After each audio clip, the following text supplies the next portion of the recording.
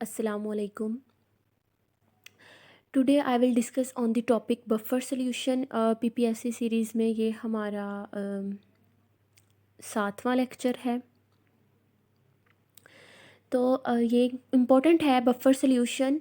Buffer solution क्या होते हैं? सबसे पहले ऐसे दे resist the change in the pH of the solution if the small amount of acid and base is added. अगर उस सोल्यूशन में बाहर से थोड़ा सा एसिड या बेस ऐड कर दिया जाए तो वो अपनी पीएच के चेंज को रेजिस्ट करें। ऐसे सोल्यूशंस को बफर कहते हैं, मतलब वो अपनी पीएच को चेंज ना होने दें। लेकिन ऐसा होता है कि अगर अब बहुत कंसनट्रेटेड एसिड और कंसनट्रेटेड बेस डाल रहे हैं और बहुत क्वांटिटी में डाल रहे हैं तो फिर तो ऑब्वियसली चेंज होगी पीएच। लेकिन कुछ होती हैं चीज़ें, लाइक अगर हम लेबॉर्ट्री में कोई रिएक्शन कर रहे हैं तो उसके लिए हम चाह रहे हैं कि इसमें माइनर चेंज आ जाए लेकिन बहुत ज़्यादा मेजर चेंज ना आए, मैं ये एसिड ऐड करूँ बेस, तो वहाँ पे बफर रिक्वायरमेंट होती है। इसी तरीके से बॉडी में जो हमारे इंजाइम्स जो हैं वो काम कर रहे हैं, उन्होंने एक स्पेसिफिक पीएच पे काम करना होता है। तो ये सारी जो रिक्वायरमेंट्स हैं, थोड़ा माइनर चेंज जो ये कह लें कि आ सकता है, लेकिन जब आप बहुत ज़्यादा एसिड ऐड करेंगे, कंसनट्रेटेड बेस ऐड करेंगे तो फिर तो ऑब्वियसली पीएच चेंज होगी और बहुत ज़्यादा होगी। लेकिन अगर थोड़ा ऐड करें हम और उस पे जो है पीएच चेंज को वो रेजिस्ट करें तो ये बफर सॉल्यूशंस हैं। और ये कॉमन आयन इफ़ेक्ट की एक एप्लीकेशन है। कॉमन आयन इफ़ेक्ट पे मैं लेक्चर वैसे दूंगी, तो आपको इसमें अभी हम ये लेक्चर हमने नहीं पढ़ा तो आपको इसकी समझ आ जाएगी ये क्या है और इसके डिटेल्स भी। सो इसलिए अब मैं इसको नहीं बता रही। तो अब बफ़र की टाइप्स हैं दो, acidic buffers and basic buffers. Acidic buffers जो हैं वो हमारे पास जो हैं, अगर हम वीक एसिड को साल्ट के साथ मिक्स करें तो एसिडिक बफ़र बनते हैं। और एसिडिक हमें पता है इनकी पीएच लेस देन 7 होती है, तो एसिडिक बफ़र की भी पीएच लेस देन 7 होगी। इसमें एग्जांपल हमारे पास आ जाती है एसिडिक बफ़र्स में। अगर हमने एसिडिक बफ़र पर प्रिपेयर करने हैं, एसिडिक एसिड और सोडियम एसीटेट को मिक्स कर सकते हैं, इनका मिक्सचर एसिडिक बफ़र होगा। कार्बोनिक एसिड H2CO3 और सोडियम कार्बोनेट Na2CO3, इनका जो है ये एसिडिक बफ़र होगा। HF and NaF, hydrogen fluoride and sodium fluoride, ये एसिडिक बफ़र होंगे तीनों। तो यानी हमने एक वीक एसिड लेना है और साथ उसका साल्ट लेना है, तो उसको जो हम मिक्स करके जो है बनाएंगे वो बेसिक एसिडिक बफ़र होंगे। यहाँ पे पहले वाले में सोडियम एसीटेट साल्ट है और एसिटिक एसिड वीक एसिड है। दूसरे वाले में सोडियम कार्बोनेट जो है वो साल्ट है और कार्बोनिक एसिड वीक एसिड है। हाइड्रोजन फ्लोराइड एसिड है और NaF उसका साल्ट है। तो ये तीनों जो है वो एसिडिक बफ़र में इसकी कैटेगरी में आते हैं। नेक्स्ट है हमारे पास बेसिक बफर। बेसिक बफर क्या होगा? By mixing a weak base. Weak base को हमने मिक्स करना है साल्ट के साथ, उसकी पीएच ग्रेटर देन 7 होगी, हमें पता है। और इसकी एग्जांपल्स में आ जाती हैं अमोनियम हाइड्रोक्साइड और अमोनियम क्लोराइड। अगर हम इसको करें मिक्स तो हमारे पास जो है क्या हो जाएगा? Basic buffer.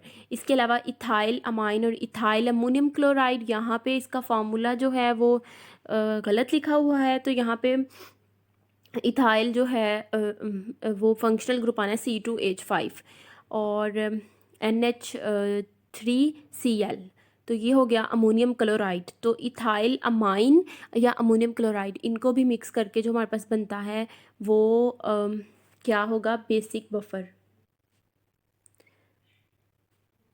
नेक्स्ट है हमारे पास action of buffers. Buffer act कैसे करते हैं, मैकेनिज्म उनकी क्या है, तो हम ये दोनों की देखेंगे। एसिडिक बफर में भी कि वो कैसे एक्ट करते हैं, बेसिक बफर में भी कि वो कैसे एक्ट करते हैं। एसिडिक बफर में हमने एग्जांपल पढ़ी थी सोडियम एसीटेट और एसिटिक एसिड।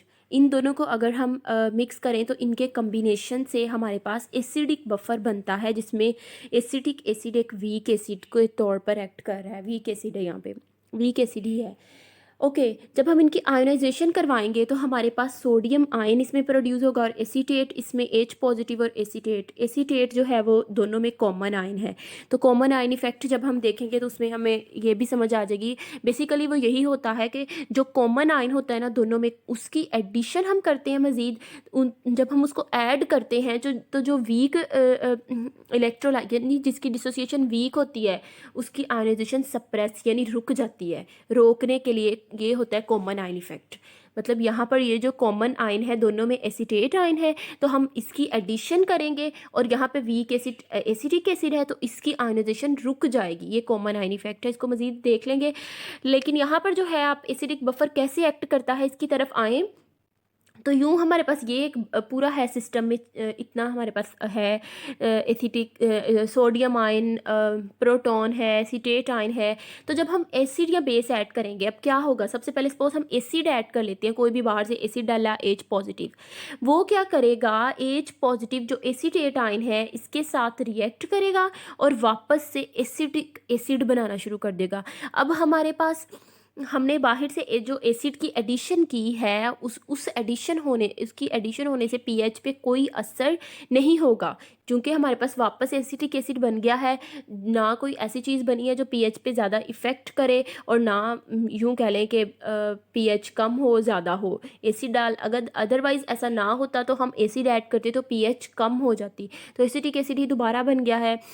तो यहाँ पे पीएच पे कोई इफेक्ट नहीं होगा, नहीं हुआ। और हमें हमें पता है, हमने पढ़ा कि बफर क्या है, वही जो पीएच चेंज ना करे। और बेस को ऐड करेंगे ऑब्वियसली, तो वो भी जो इसका एच पॉजिटिव है इसके साथ जो है वो एक्ट करके वाटर बना लेगी। अब यहाँ इस केस में भी जो प्रोडक्ट बनी है वो भी न्यूट्रल है, तो दोबारा से पीएच पे कोई इफेक्ट नहीं होगा और यही बफर है। यूँ हम एडिशन करवाएं अगर बाहर से एसिड या बेस की, तो पीएच पे कोई इफेक्ट नहीं होता। नेक्स्ट है हमारे पास बेसिक बफर का मैकेनिज्म ऑफ एक्शन क्या है। हमने बेसिक बफर में एग्जांपल पढ़ी थी अमोनियम हाइड्रोक्साइड और अमोनियम क्लोराइड। सपोज इनको मिक्स करके हम बना लेते हैं और हमारे पास इस केस में सिस्टम में क्या होगा, अमोनियम हाइड्रोक्साइड अमोनियम क्लोराइड। तो अमोनियम आयन्स हैं, हाइड्रोक्साइड आयन है, क्लोराइड आयन है। अब इनमें अमोनियम जो है वो कॉमन आयन है। ओके, अब अगर यहाँ पे हम एसिड ऐड कर रहे हैं,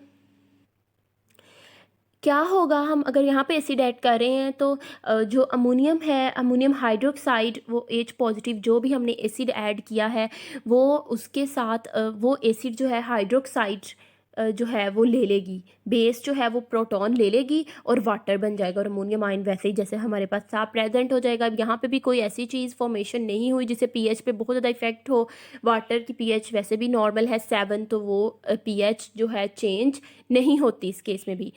और अगर हम बेस ऐड करते हैं तो फिर जो है बेस जो है वो अमोनियम आयन के साथ रिएक्ट करके अमोनियम हाइड्रोक्साइड वापस से बना लेगी और क्लोराइड जो पहले था हमारे पास वो एज अ बाय प्रोडक्ट फिर हमारे पास यहाँ पे मिल जाएगा हमें। और यहाँ पर भी पीएच की जो पीएच में को बहुत ज़्यादा कोई इफ़ेक्ट नहीं होगा।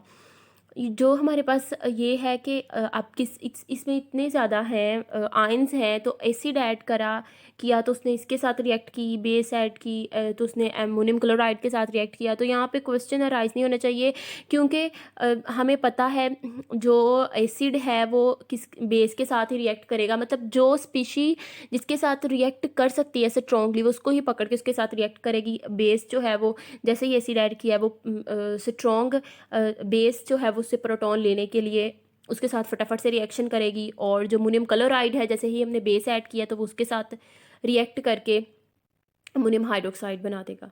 तो मतलब अब दोनों केस में हमारे पास कोई ऐसी प्रोडक्ट नहीं आई जो पीएच पे बहुत ज़्यादा इफेक्ट करे, दैट्स वाई यहाँ पर भी पीएच चेंज नहीं होगी।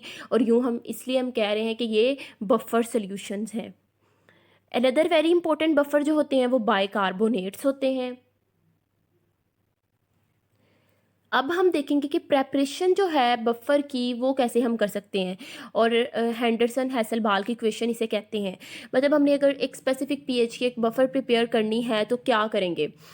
बफर हमें प्रिपेयर करने के लिए हमें पी के ए एंड पी के बी वैल्यूज़ पता होनी चाहिए। पी के ए पता होनी चाहिए तो साथ उसके साल्ट और एसिड रेशो जो है कितनी है, साल्ट की कंसंट्रेशन कितनी, एसिड की साल्ट एसिड रेशो ये पूरी पता होनी चाहिए। और अगर पी के बी जो कि बेस के लिए होती है तो फिर यहाँ पर जो है हमारे पास साल्ट बेस रेशो, साल्ट की और बेस की कंसंट्रेशन पता होनी चाहिए, तब हम एक प्रॉपर पीएच का बफर प्रिपेयर कर सकते हैं। सपोज हम अब बेस भी एज सच ही होगा। हम एसिड वाला केस जो है वो यहाँ पे डिस्कस करते हैं कि सपोज हम एसिडिक बफर जो है वो लेते हैं, उसकी फाइनल इक्वेशन जिसमें एक वीक एसिड और उसका साल्ट है, उसका अब इक्विलिब्रियम एक्सप्रेशन यूँ लिखा है वाटर ऐड करके H3O पॉजिटिव और A नेगेटिव जो है वो हमारे पास बन रहा है। अब हम अगर इसका इक्विलिब्रियम एक्सप्रेशन लिखेंगे तो के ए हमें पता है प्रोडक्ट ऊपर आएंगी और रिएक्टेंट्स नीचे आएंगे। हमें पता है वाटर की कंसंट्रेशन वाटर एक्सेस में होता है तो हम उसको एक्सप्रेशन में नहीं लिखते। तो यहाँ पर हमारे पास जो है ये इक्विलिब्रियम एक्सप्रेशन आ गया इसका। उसके बाद अगर हमने इसका लॉग ले लिया माइनस लॉग, तो यहाँ पे हर तरफ लॉग लेने के बाद माइनस लॉग के हो जाएगा, ये माइनस लॉग एच पॉजिटिव हो जाएगा और ये माइनस लॉग ए नेगेटिव और एच ओवर एच ए हो जाएगा। अब यहाँ पे H3 और पॉजिटिव को एच पॉजिटिव जो है लिख लिया गया है, तो इसमें कंफ्यूज होने वाली बात नहीं है, हम एसिड को ही लिख रहे हैं।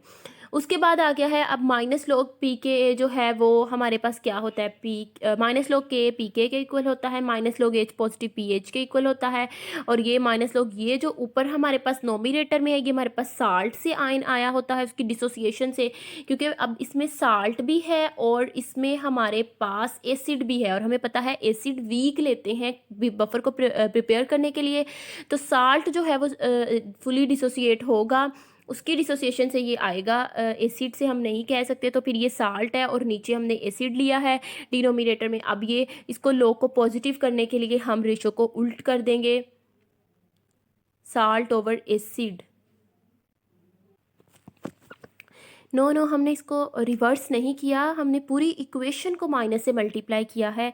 तो ये माइनस पी के minus P H plus log हो गया। अब पी एच इधर आ गया, पी के इधर आ गया, उनकी फिर से पॉजिटिव हो गई और plus log salt over acid. ये हमारे पास आ गया एसिड के लिए, हमारे पास ये फाइनल इक्वेशन आ गई। यूँ हमें पी के ए पता हो और ये रेशो हमें पता हो तो हम क्या कर सकते हैं, पीएच फाइंड कर सकते हैं। और इसी तरीके से बेस के केस में भी हमें पी के बी पता हो, रेशो पता हो, तो हम एक पीएच जो है उसकी बफर प्रिपेयर कर सकते हैं।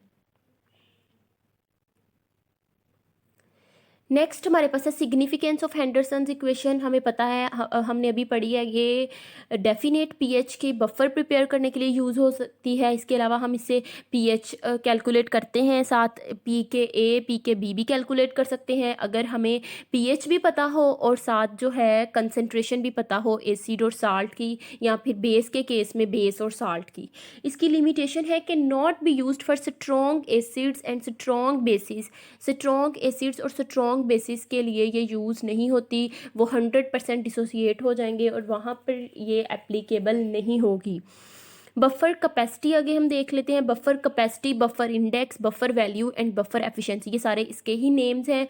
बफर कैपेसिटी, जैसे हम कहते हैं किसी चीज़ की कैपेसिटी की उसकी कितनी कैपेसिटी है चेंज को रेजिस्ट करने के लिए, पीएच में चेंज को रेजिस्ट करने के लिए, या यूँ कह सकते हैं how many number of moles of acid and base is required per liter of buffer solution to change the pH by 1 unit। मतलब कितन अगर हम बाहर से एसिड या बेस ऐड कर रहे हैं तो हमें कितने मोल्स एसिड और बेस बाहर से ऐड करने की ज़रूरत है अगर पीएच को 1 यूनिट चेंज करना है।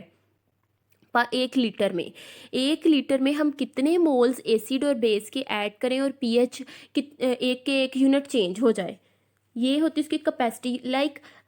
मतलब हम ये कह रहे थे, हमने पहले भी पढ़ा कि बफर सोल्यूशन अगर आप बहुत कंसनट्रेटेड एसिड यूज़ कर देते हैं, बेस यूज़ कर लेते हैं, बाहर से हम उसकी एडिशन कर लेते हैं, तो बफर में ऑब्वियसली सोल्यूशन में चेंज आएगा उसकी पीएच में। लेकिन बफर जो होती है उसमें अगर हम थोड़ा यूज़ करेंगे तो उस केस में चेंज नहीं आएगा। तो ये बफर सोल्यूशन मैसिव चेंज को, बहुत ज़्यादा चेंजेस को जो होती है वो रेजिस्ट करती है, माइन्यूट हो भी जाते हैं। तो ये मतलब अगर 1 यूनिट पीएच में चेंज आना है तो कितने number of moles of acid या बेस की कंसंट्रेशन रिक्वायर होगी 1 लीटर बफर सोल्यूशन के लिए। यानी इसका फार्मूला भी है buffer number of moles over change in pH, यानी पर यूनिट, यानी 1 यूनिट चेंज इन पीएच। तो ये उसकी कैपेसिटी है, buffer capacity, buffer index, buffer value और बफर एफिशिएंसी, सब कुछ। एग्जांपल है हमारे पास, सपोज अगर हम 0.01 मोल्स ऐड कर रहे हैं ना सोडियम हाइड्रोक्साइड के, एसिडिक एसिड और सोडियम एसिटेट, यानी एसिडिक बफर जो हमने पहले प्रिपेयर किया है उसमें हम 0.01 मोल सोडियम हाइड्रोक्साइड की एडिशन कर रहे हैं, तो उसकी पीएच चेंज हो जाएगी 4.74 से 4.92, इतना चेंज आएगा। तो कितने मोल्स ऐड किए, 0.01 मोल्स ऐड किए हैं और पीएच कितनी चेंज हो गई है। तो फिर इस तरह हम बता देते हैं कि इसकी कैपेसिटी जो है ना इससे इससे भी कम है, कि 0 इस बफर सोल्यूशन में 0.01 मोल से भी कम ऐड करें सोडियम हाइड्रोक्साइड, तब जाके इसकी पीएच जो है वो ठीक रहेगी। या फिर अगर बहुत माइन्यूट यानी 1 पॉइंट का चेंज जो है कह लें वो करना है तो इससे भी कम ऐड करें। तो इतनी बस इसकी कैपेसिटी है, इससे ज़्यादा नहीं है ये बर्दाश्त कर सकता। होप सो अब आपको इसकी अच्छे से समझ आ गई हो कि ये चीज़ होती है कैपेसिटी। आगे हैं कुछ प्रिवेंशन, कुछ पॉइंट्स हैं बफर के लिए। Like buffer solution should be prepared using freshly boiled and cooled water, लेके हमें इसे प्रिपेयर करना चाहिए। और it should be stored in containers of alkali free glass. ये जो होते हैं ये अल्कली फ्री ग्लासेस अवेलेबल होते हैं, तो इसमें जो है इसको स्टोर करना चाहिए बफर को। और it should be discarded after 3 months. मतलब जैसे हमारे पास मेडिसिन में एक्सपायर डेट्स होती है, तो यहाँ पे बफर सोल्यूशन अगर प्रिपेयर की है 3 मंथ्स उसको यूज़ नहीं हुई, वो वैसे ही है, तो 3 मंथ्स बाद उसको डिस्कार्ड कर देना चाहिए। नेक्स्ट है हमारे पास uses of buffer. Uses of buffer क्या है कि in analytical chemistry, in general lab work. Analytical chemistry में ये यूज़ होता है, जनरल लैब वर्क। ज़ाहिरी बात है सबसे पहले जो इसका यूज़ है ना वो आप लोग ये याद रखें, इसका यूज़ वहाँ पे होगा जहाँ पे पीएच मेंटेन रखने की बहुत ज़रूरत हो, क्योंकि हमें पता है ये है ही वो चीज़ जो पीएच मेंटेन रखती है, उसमें चेंज को रेजिस्ट करती है। तो ज़ाहिरी बात है इसका यूज़ वहीं पे होगा। तो हर उस जगह पे बफर यूज़ होगी जहाँ पे पीएच मेंटेन करने की ज़रूरत है। एनालिटिकल केमिस्ट्री में, जनरल लैब वर्क में जहाँ पर हमें पीएच जो है मेंटेन रखने की ज़रूरत हो। बायोकेमिकल रिएक्शंस में जहाँ पे मेंटेनेंस ऑफ पीएच एक बहुत इंपॉर्टेंट है। जैसे कि हमने बात की कि हमारी बॉडी में बहुत सारे इंजाइम्स हैं जो कि एक पीएच पे वर्क करते हैं, रिक्वायर्ड उससे ज़्यादा कम जो होते हैं डी नेचर हो जाते हैं, डी नेचरिंग ऑफ इंजाइम हो जाती है। तो इस केस में हमारे पास जो है जो पीएच है उस पे ही वो वर्क करेंगे। तो इसमें बफर जो है इंपॉर्टेंट रोल प्ले करता है। बायोकेमिकल रिएक्शंस में मिल्क एंड एनिमल फ्लूइड जो होते हैं ये भी बफर्ड हैं, पीएच मेंटेन रखते हैं। इंजाइम्स, फिर ये बात हो गई, वर्क करते हैं स्पेसिफिक पीएच पे। इन फर्मेंटेशन ऑफ अल्कोहल ये यूज़ होती है बफर। कैसे कि यहाँ पे भी जो पीएच है उसको मेंटेन रखा जाता है, कि मतलब पीएच जो है प्रिपेयर करते वक्त 6 रहनी चाहिए। तो यहाँ पर भी बफर यूज़ होता है इलेक्ट्रोप्लेटिंग में, टैनिंग ऑफ लेदर में, मेंटेनेंस ऑफ शुगर में। यहाँ तक इनमें भी बफर की ज़रूरत है। सॉइल पीएच, ये तो बहुत इंपॉर्टेंट है सॉइल पीएच को मेंटेन रखना, क्योंकि प्लांट्स को ग्रो करवाना और ये सब कुछ। एसिडिक सॉइल जो है ये बहुत उनके लिए हार्मफुल होती है, तो यहाँ पे पीएच को मेंटेन रखना भी बहुत ज़रूरी होता है। लाइमस्टोन विल बी एडिड इन, अगर अब दो ही कैटेगरीज हो सकती हैं, या फिर सॉइल एसिडिक हो जाए या बेसिक हो जाए। अगर एसिडिक हो तो ये आपने याद रखना है, लाइमस्टोन ऐड किया जाता है एसिडिक सॉइल में, और बेसिक में सल्फ़र ऐड किया जाता है अगर उसको उसकी बेसिसिटी कम करनी है। तो ये थे बफर के कुछ यूजेस। ये कुछ पीएच वैल्यूज़ दी गई हैं जो कि आप लोगों ने जो है मेमोराइज़ करनी है। सबसे पहले हमारे पास ब्लड के लिए है। ब्लड की जो पीएच होती है 7.35 टू 7.45 होती है। PH of ocean, all the ocean में लार्ज अमाउंट ऑफ साल्ट होता है, वॉल्यूम वाटर का होता है जिसमें साल्ट होता है, तो इसकी पीएच 8.1 होती है। वाटर की पीएच 7 होती है 25 डिग्री सेल्सियस पे रूम टेम्परेचर पे। पीएच ऑफ लेमन 2 to 3 होती है। NaCl की यहाँ पे मिस है तो इसकी पीएच भी 7 होती है। उसके बाद आ जाती है यहाँ पे ये मिस है, आप देख लीजिएगा 7। पीएच ऑफ विनीगर जो होती है वो हमारे पास 2.5 to 3 होती है। पीएच ऑफ अल्कोहल, एथानॉल, ये वो अल्कोहल है जो ड्रिंकेबल है, इसकी 7.33 है। पीएच ह्यूमन यूरिन की 4.5 to 8 है। तो ये कुछ पीएच है, इनको मेमोराइज़ कर लीजिएगा।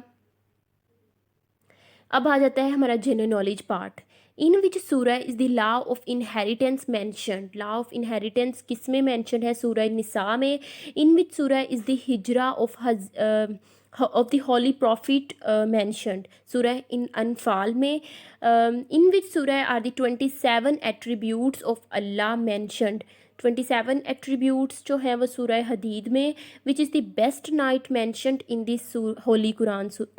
कदर जो है ये बेहतरीन रात जो है वो मेंशन की गई है। Which Laylatul Qadr, which is the best mentioned month mentioned in the holy Quran, month Ramadan. Ramzan का महीना है। How many words are in the longest surah of Quran, Quran पाक की सबसे बड़ी सूरत में जो है वो वर्ड्स हैं 25,500 हैं वर्ड्स, सबसे जो लंबी सूरत है कुरान पाक की। हाउ मैनी टाइम्स इज़ बिस्मिल्लाहिर्रहमानिर्रहीम इज़ रिपीटेड 114। यहाँ से आप याद रख सकते हैं कि 114 ही सूरतें हैं कुरान पाक में, तो 114 दफ़ा ही बिस्मिल्लाहिर्रहमानिर्रहीम रिपीट हुआ है। हाउ मैनी सूरह स्टार्ट विद बिस्मिल्लाहिर्रहमानिर्रहीम, हमें पता है कि सारी की सारी सूरत जो है जितनी है कुरान पाक में वो बिस्मिल्लाह से स्टार्ट होती हैं, सिवाय एक सूरत के जो कि सूरत तौबा है। तो यहाँ पे 114 टोटल हैं, तो 113 जो होंगी वो बिस्मिल्लाह से स्टार्ट होंगी। इन वट सूरह द फर्स्ट आया इन दी होली कुरान रिवील्ड, सूरह इकरा। सबसे पहले सूरह इकरा की आयत आई थी। What is the translation of मुजम्मिल? एनश्राउडेड वन जो है सूरह मुजम्मिल की ट्रांसलेशन एनश्राउडेड वन है, इसका मतलब होता है ढांक देना, छुपा देना। So this is all about your today's topic. Prepare it well, hope so you understand it. Thank you so much.